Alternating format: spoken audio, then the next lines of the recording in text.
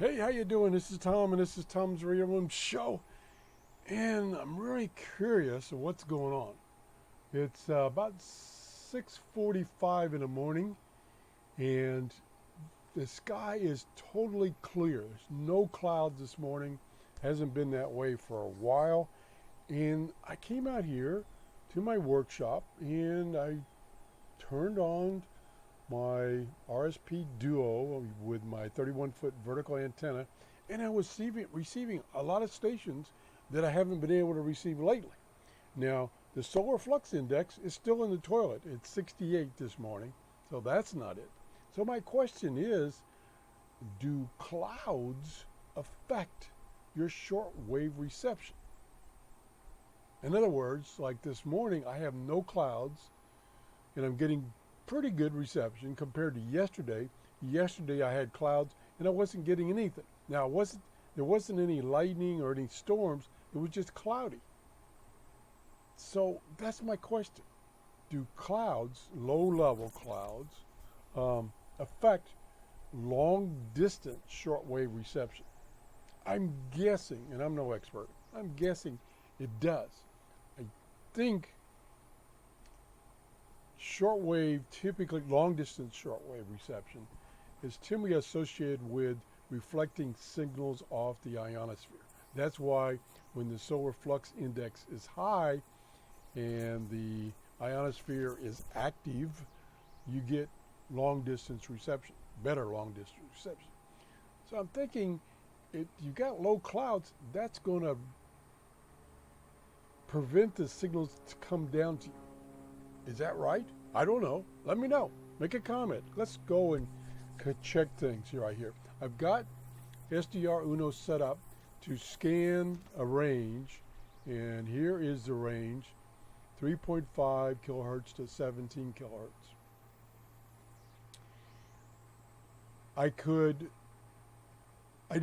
I wish there were more presets allowed.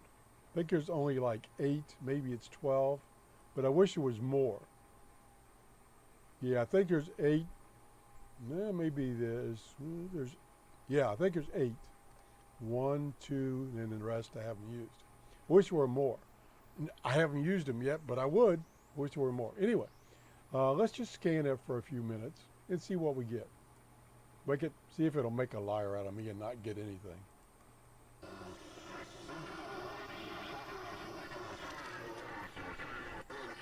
Single sideband ham. Jesus Christ stepped from the boat and saw the From Tennessee, I think. WWV. Let me just... I'm too slow. I'll go see if I could get WWV out of Hawaii.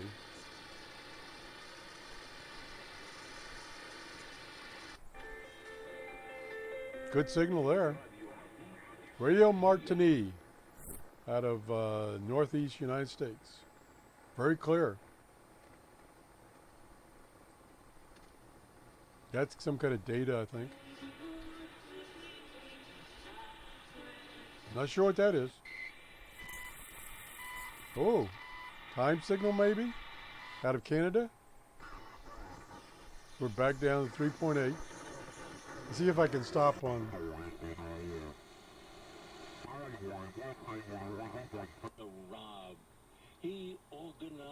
That's clear and long and strong. Now it missed WWV, excuse me. Huh.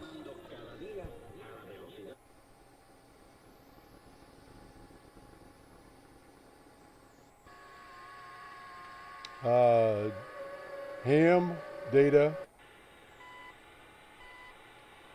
I think that's time out of Canada. But you never solve a problem by sending the... Yeah, I missed again. Okay, let's stop. And let's tune it to 5 megahertz. And we'll take mute off. And see if we can hear Hawaii. You don't see much in the spectrum here. Nope. That was the male voice only. Yeah, it's not that good. Okay, hush. So, I started this about a half hour ago, and I was getting a lot of signals. Not a lot, well, relatively, because there ain't much now. So relatively, I was getting a lot. One thing I was doing different though is instead of doing this range scan, I was doing a memory scan of this memory, which I had created by doing range scans and having it store into the memory. So these are frequencies it's found over the past week or so. So let's just try that. Let's go to memory. So now it's going to scan only these frequencies. Let's let it rip.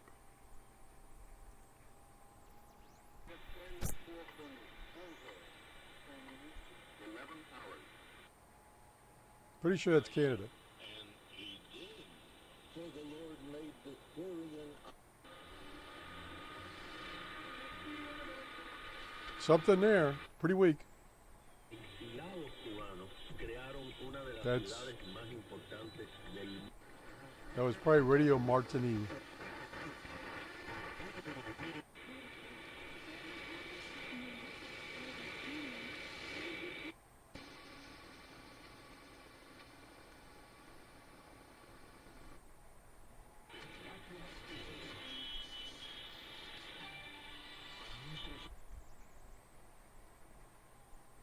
Okay, that's passed through at once.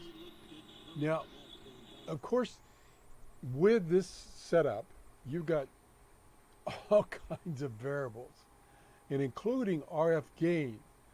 Mike Ladd has mentioned a couple of times on his videos that you don't necessarily want to have the RF gain maximum because you could be overdriving the front end receiver and thus missing signals.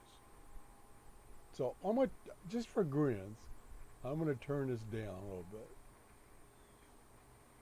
Turn it down a couple of notches. Now I'm going to scan these same frequencies and see if we can tell any difference. Look at here at these. Matter of fact, let me go back and I'm going to see if I can click on this and then watch the spectrum. It doesn't change much. Now as I go down, look at the noise level. The noise level now is way too high, and so that you got to watch out for going too low. So I'm going to go to 2 notches down, and then I'm going to scan.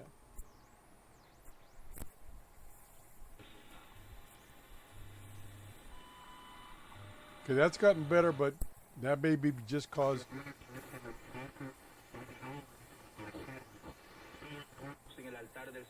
conditions changed.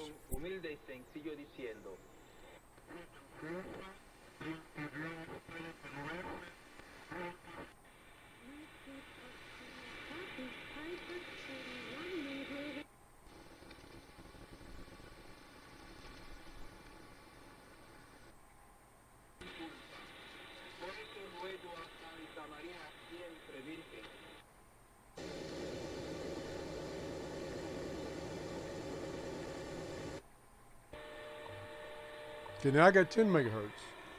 So possibly, let me stop this. Possibly I've improved things, or in the 5 minutes that I stopped and jabbered and then started again, maybe band conditions changed. But it seemed like, and I'll go back and review this video myself, it seems like by bringing that RF gain down, it improved things. Kind of like Mike is saying, Mike Ladd has been saying. So that's something to watch out for, is not overdriving your SDR. Or even on your analog radio, which has an RF gain knob, I always just set mine to max. Maybe that's not the best idea. Anyway, back to the original question I have, and I'm looking for your input. Do low-level clouds affect shortwave reception? Or does it have no effect and it's just all the other variables causing the effect? Anyway, if you enjoyed this show, please give me a thumbs up. Thanks for watching and have a great day. Bye-bye.